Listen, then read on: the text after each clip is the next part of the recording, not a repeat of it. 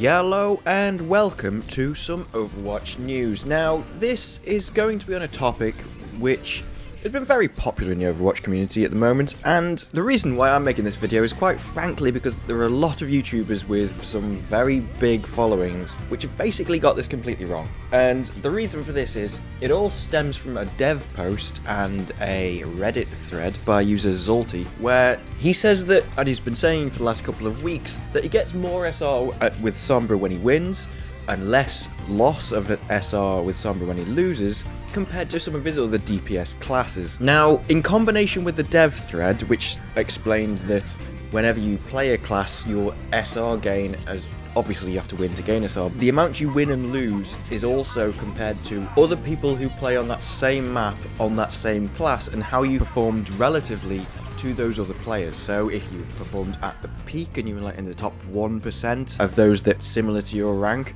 then you would gain more SR or lose less SR if you lost. Whereas if you were at the bottom, that would be more significant. Now, the issue is that this Reddit user has been noticing that one win would make up for 2 to 3 losses, which obviously is completely unsustainable. You can't have a system where people can rise with a 30 or 40% win rate, but they are, specifically with Sombra. Now, for many people that has meant that they have jumped to the conclusion that off-meta picks are easier. It doesn't actually make any sense if you understand anything about statistics or exactly what the dev said. When you are compared to other people of your rank, there's going to be a certain deviation between the top and the bottom.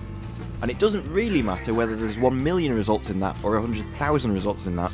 As long as those results are statistically significant, you will find that the deviation between them is about the same. So just because off-meta picks are played less at a certain rank doesn't mean that it is easier to rank. It's not easier to get to the top with less people. That's not how it works, because it's comparing relatively to averages and all that kind of stuff, which stay the same as long as there are enough people playing. And with, was it 14 plus million players in Overwatch, it's going to be significant. That is just going to be a thing that happens. But it is an impact, and it seems to be affecting specifically Sombra. Now, in the Reddit thread, he was talking about Sombra, Torbjorn, and Symmetra, because he suggested that as long as you can perform well when you lose, you will lose less SR, and so Sombra can still hack, she can still provide health to people, and that kind of thing when you lost, whereas a character such as Tracer, if you're losing, you probably aren't killing as much as when you're winning, so you will lose more. So he suggested Torbjorn for his armor pack, Symmetra because she can teleport, and however, that doesn't really work either, because everybody who loses and is playing that class is also doing those things. As it says in the dev blog, it is an apples to apples comparison.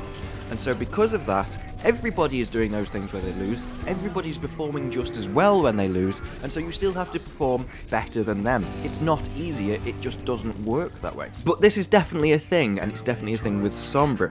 So why? And I think it probably works with a couple of other classes, but not for the reason that some YouTubers and this Redditor assumes. And the reason is quite simply, not many people play Sombra seriously. And that is the point there. They don't play them when they're trying to win. Sombra, Torbjorn, Symmetra are often troll picks. So what this means is when people play them, they don't care if they lose. And it's worse than that. A lot of people will pick Sombra, Torbjorn, Junkrat and just jump off the map and not perform at all.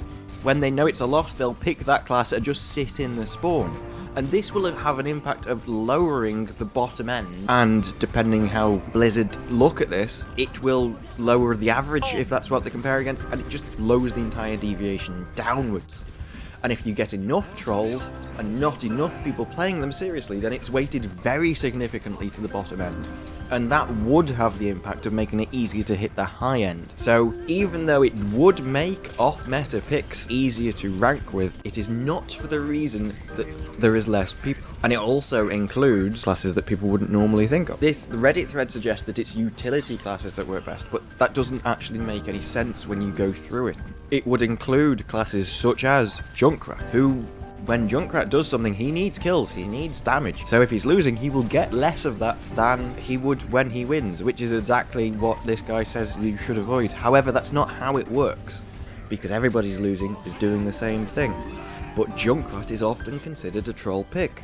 people will pick Junkrat if you're losing, which lowers the average and makes it easier to get. So that there does seem to be, especially with this logic, a benefit to playing not off-meta picks as such, but troll picks. As if you pick a troll pick and the average is weighted lower, the game will just assume you are naturally skilled with this class, because you're beating the average and it doesn't know why. It doesn't know that these people are picking them to trolls and just jumping off the map. It's not that clever. It just lowers the averages. And so even a slightly better than average person could be a very good person. I think this is a very important explanation of how Blizzard wants the SR rating to work. You see, a lot of people don't want anything to do with personal performance at the top. What they want is win-loss ratio, and Blizzard doesn't want that. They don't actually want the people who win the most games at the top. What they want is the people who are the best at each individual class at the top. So there will always be Torbjorns, there will always be Symmetras, there will always be Sombras and everybody else in those top ranks, because Blizzard are putting them there. You could actually have a class who is completely shit and does not improve your team at all in any way, and they will still get to GM some of them. Because Blizzard explained that, that the Diamond may be the top 6% or top 8% of people, but it also seems that they're trying to make that percent of each class individually. They want the top 8% of Sombras to be in Diamond. They want the top 8% of Reinhardts to be in Diamond. And if 8% of Reinhardts are in Diamond, it's going to be a lot harder to get in, because you've got to rise to the top of your class, not just win a lot with that class. Now, often those two will be a similar thing, but not always. Because if a class is overpowered, it will actually be harder to do that, because you'll be winning a lot of games because you're overpowered and therefore balancing it more towards your side. However, you could still win a lot and not be in the top 8%, so not hit Diamond, even with like a 60% win rate. That could actually happen, bizarrely, with this system. Now, I'm not going to go into whether I think that's right or wrong in this video. I probably will do another one on that where I look at the SR system individually itself. This is mainly focusing on troll picks and the impact that I think that has on players and how we can use that for ourselves, because some people are calling this an exploit, and it's not. It's just a foundation of how the system works. This is meant to be this. The top 8% of Symmetras are meant to be in Diamond. That is what Blizzard wants. This is working as intended. And so if Symmetra does hurt a team enough that top 8% of Symmetras means that you only win 30% of your games, that doesn't matter. They're still going to make that top 8% in Diamond, because it's not top 8% of players, it is top 8% of heroes, and that is a very important distinction, which so far I haven't seen anyone pick up on. So people are complaining again about the system, not actually understanding the entire point of the system is made specifically for this to happen. But this does have serious negative impacts. You see, Overwatch is a game about swapping heroes, and this system really does not encourage that. You will see a lot of guides saying how to rank up, which aren't totally wrong, because they say you should probably be able to play a healer if you don't have a healer, which is right, because you still need to win to rank up. But with this system, depending what class you play, if 3 losses are worth 1 win, you might as well just take the loss and stay with the hero, and that's a bad thing. That is a very, very bad thing for the game. And even if you don't do that, even if you are willing to switch occasionally, you are now, by not playing that class, you are losing time on that class. And time is skill. The more you play a class, the better you will get. That is just how practice works. As long as you are practicing the right things, you will improve with time. That is what humans do. And so it doesn't really encourage switching, because say I wanted to get to the top of Roadhog, which is something I am doing at the moment. All the time you're not playing Roadhog, you are not improving at Roadhog. And if you want to get to the top, you have to be the best Roadhog. You have to be better than everybody else. You need to put in more time with Roadhog. So you swapping to McCree to kill that Pharah, that's not a good thing for you. It might be a good thing for your team, it's not a good thing for you and your rank and your future improvement, because it wants you to specialise. And I don't like that. I actually think that skills should be based on all classes. I think people should be able to play every class to a certain level, and that level is your rank. I've always loved mystery heroes, so I'm I'm able to switch between a lot. I have a huge hero pool just from the amount of time that I put into each and every hero, which may bias me, I suppose, towards it, but I don't think something which makes pretty much everybody want to be one-tricks is a very good system. Now, I'm not like a lot of other people. I do actually like the idea behind the system. I do like the idea between having the top 8% of each hero at Diamond, the top 1% of each hero in GM. I think that's quite a nice way to make the system. I'm just not sure that encouraging something that makes you so reliant on one-tricking is the best way to do that. So now we know this system. How is this useful to us? How can this make us improve our games? Well, one of the things that you have to know is that you should always try to win the game. No matter what happens, no matter how many people leave, you should always try your best. Because if you don't, you will lower your stats. If you lower your stats, you will lose more SR. It doesn't matter if people have left. It doesn't matter if there's only 2 people left and you're 2v6. You will lower your stats, you will lose more for that game.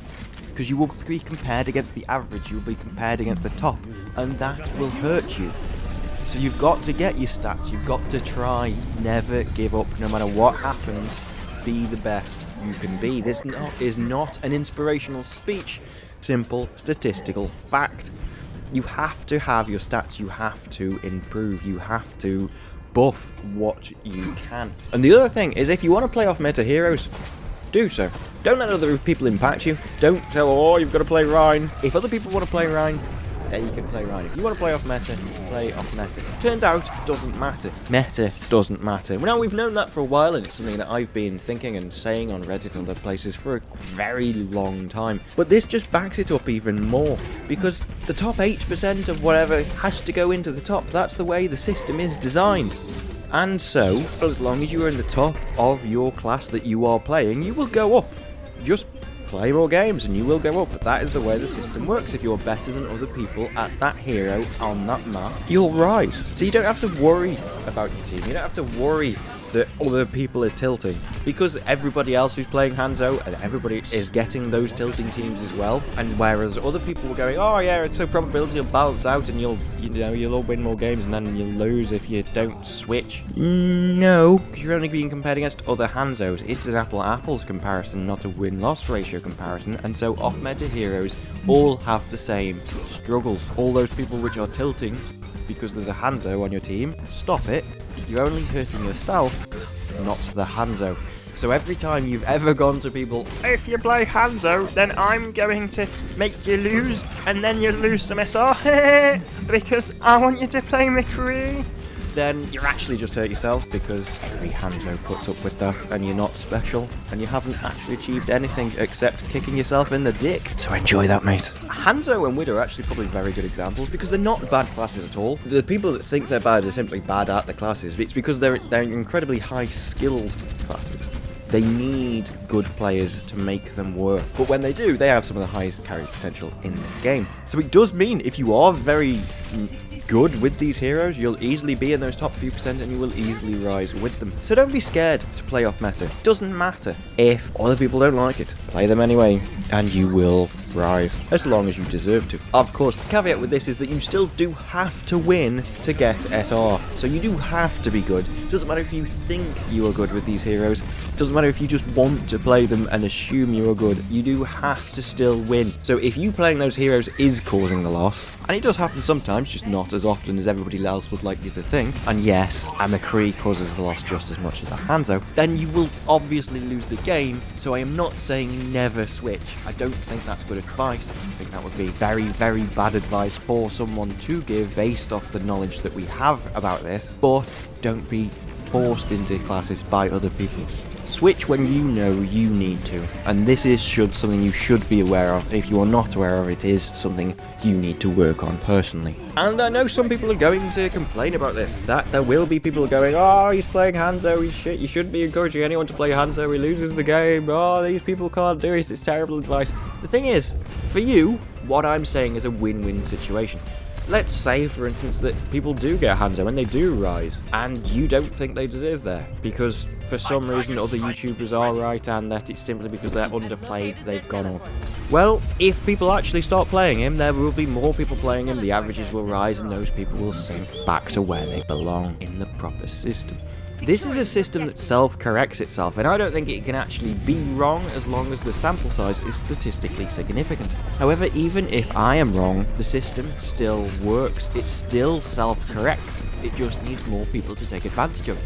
This is an exploit, in inverted commas, where it fixes itself when people start exploiting it. So if you want this fixed, stop complaining and the problem will go away. And in this case, the solution isn't actually a complicated one. It's simple to get larger sample size. Not an issue. It will naturally happen. Players like rewards.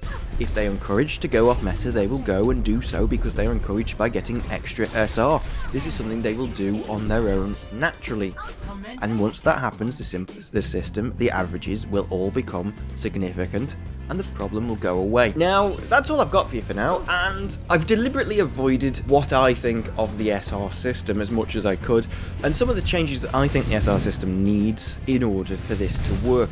Like, for instance, are we rewarding the right things? Should we have a system where it should be a 50% win-loss ratio, and if you get higher than 51%, you go up, and if you get lower, you go down? Maybe we shouldn't even change SR. Maybe we should just have a basic, you go up 30 for a win, you go down 30 for a loss, and if you're the underdogs, we will alter that one way or the other. Do you think that is the way we should go? If you do, leave a comment. If you don't, leave a comment. I want to know your thoughts on this. Do you think we should be rewarding other things? Do you think that stats should be counted even more, and we could perhaps have a scoreboard and be able to predict it? Does damage matter? Does the limbs matter more? What would you bias in the said system with more stats? Is that what you want? Is that your idea of hell? Let me know. If you liked this video, then click subscribe, and I will see you in the next video. Bye-bye.